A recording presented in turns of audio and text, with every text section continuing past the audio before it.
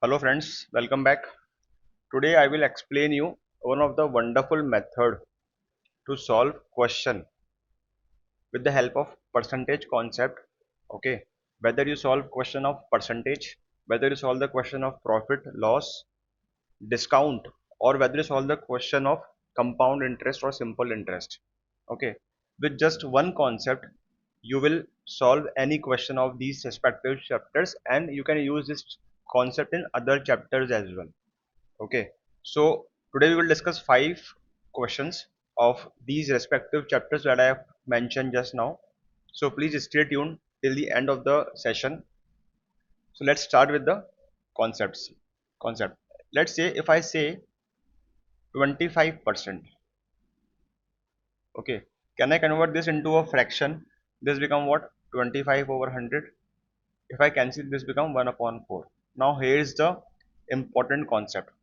So if you multiply 4 with the 25 again, or you can do cross multiplication, you get what? 100. Agree? That is equal 100% equal to 1. Okay, so now the concept. So always, this is what? Always the original value. Okay, and this is the percentage result. Now what do I mean by this?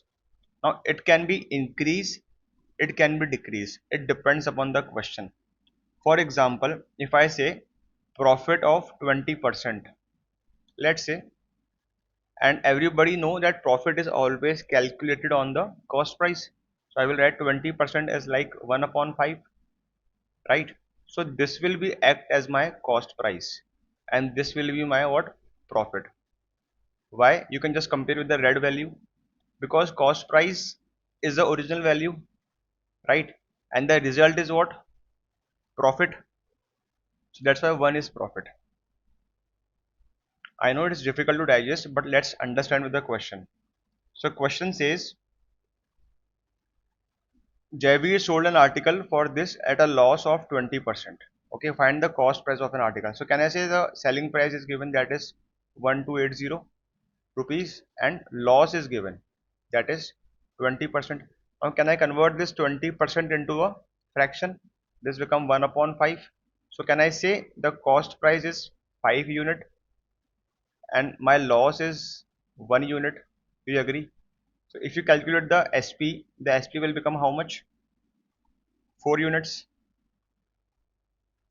Now you should know the concept of ratios, unitary method, so you can solve them easily. So can I say for 4 unit, my SP is 1280. I want to calculate for the cost price CP. For 5 unit it will be how much? It is simply a unitary method, right? So you can apply like this: 5 into 1280 upon 4. This will be 320. So my cost price is what? 600 rupees. Friends, once you master this concept, now you can solve them orally. Believe me, I am taking so long because I am explaining you these concepts. So this is about profit and loss. Now let's switch to the next question, which was of discount. As I told you, this is applicable in the respective chapters: profit, loss, discount, cost price, selling price, and all. Compound interest and simple interest. So given prices, Jayashri purchased a sari for this. So can I say this, the selling price is given is 1456 rupees, and discount is given, that is 9%. Now tell me, discount is calculated on which price? Mark price. So if I write discount, this will become what? 9 upon 100. If I write 9% into a fraction, so can I say 100 is my original value and 9 is what? Discount. Agree? So my SP become what? 100 minus 9, that is 91 units. Do you agree with me? And mark price is what? 100 units, and discount is what? 9 units. So according to the question, my 91 units is equal to 1456. Correct? So if I calculate, you can also do like this. So 91 unit is for 1456. So for 100 unit, what you will do? Multiply with them. 100 times 1456 divided by 91. So when you solve this thing, 91 by 1456, it will come out to be what? 16. Yes, so answer is 1600. To do one thing, you go with the traditional way and go with my way. You will understand the difference, right? Okay, now let's solve. This is about discount question. Now let's solve about compound interest. How do you use in compound interest? It is given, find the compound interest on. That means, can I say principal is given 24,000 and time is 3 years and rate is 10%. Do you agree with me? So can I rate like this 1 upon 10? So 10 will act was what? 10 will act as what? Let me write it over here. 10 will act as a principal. Do you agree with me? And this will be what? Compound interest, but for 1 year. Now, in compound interest, you have to take care of one thing. Like if principal is 10, let me write principal and this is amount. So if principal is 10, so can I say amount is 11? Because what is amount? Principal plus compound interest. For the next year, you have to write 10 again and 11. It says for 3 years. So I will write like this 10 and 11. This is the thing you have to remember. So this will become what? 1000. When you multiply them, I will write multiply. And what is 11 cube? It is 1331. So friends, it will act as a what? Principal, and it will act as a what? Amount. Final amount I am talking about. So if I take the difference of the two, compound interest is what? Amount minus principal. So my compound interest comes out to be 331 units. As I subtract 1331, let me write minus 1000. Do you agree with me? So this becomes this. Now these are in units.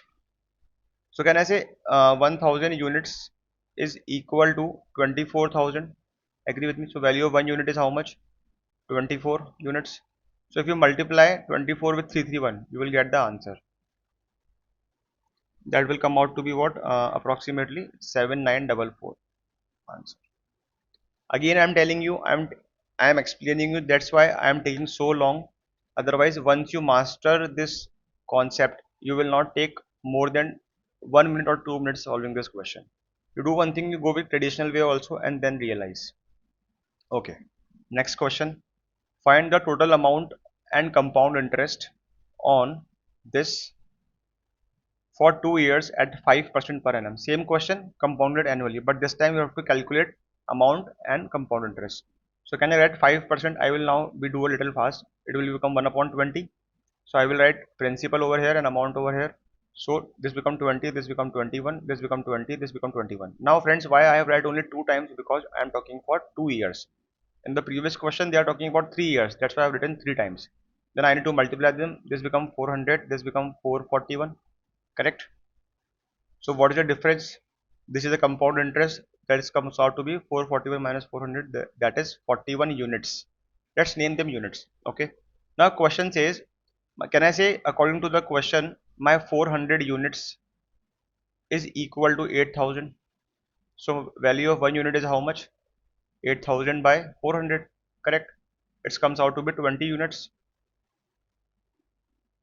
So how do you calculate compound interest?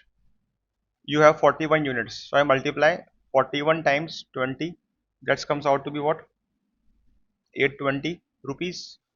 And for amount, you have 441 units. Agree? So I will multiply 441 times 20. This comes out to be 8820 rupees. Yes, friends. Or the another way is you can just add principal plus compound interest. You will still get the amount. See that horrible formula, amount equal to principal into 1 plus r upon t. I am not using this. I am just playing with the numbers, doing the percentage concept. Okay. Last question. Find the compound interest.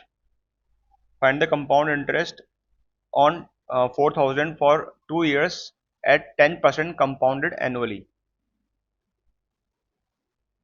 Just a minute.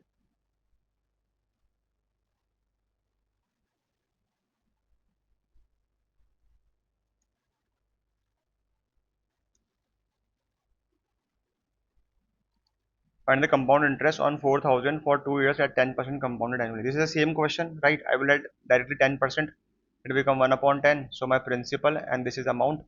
This become 10, this become 11, this become 10, this become 11. Why I am writing two times again and again? I am telling you because it says for 2 years.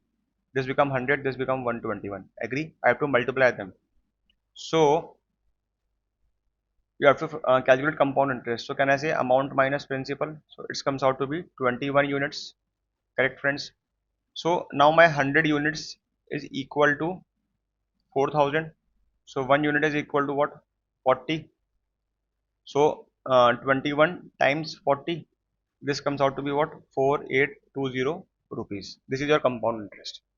See friends, if you go with the formula amount equal to principal into 1 plus r upon 100 ka power t, it will take a lot of time. First you have to calculate the principal amount. Once you calculate the amount with a dirty calculation, then you have to calculate the compound interest by subtracting amount minus principal. So it is advisable that whenever these type of question come in the any Olympiad, any competitive exam, please go with this method, master this method. This is a part 1 of this series. I will make a good level of questions in the next session. If you still have any doubt, you can just comment in the box, okay, and you can ask me any question regarding these things, regarding mathematics. Whatever you have doubt, we will discuss, and we will make a good level of questions in the next session. So if you like my video, kindly like it and don't forget to subscribe my channel. And if you feel that these are important information, you should share with your friends. So kindly do share with your friends. Thank you for watching. Stay tuned.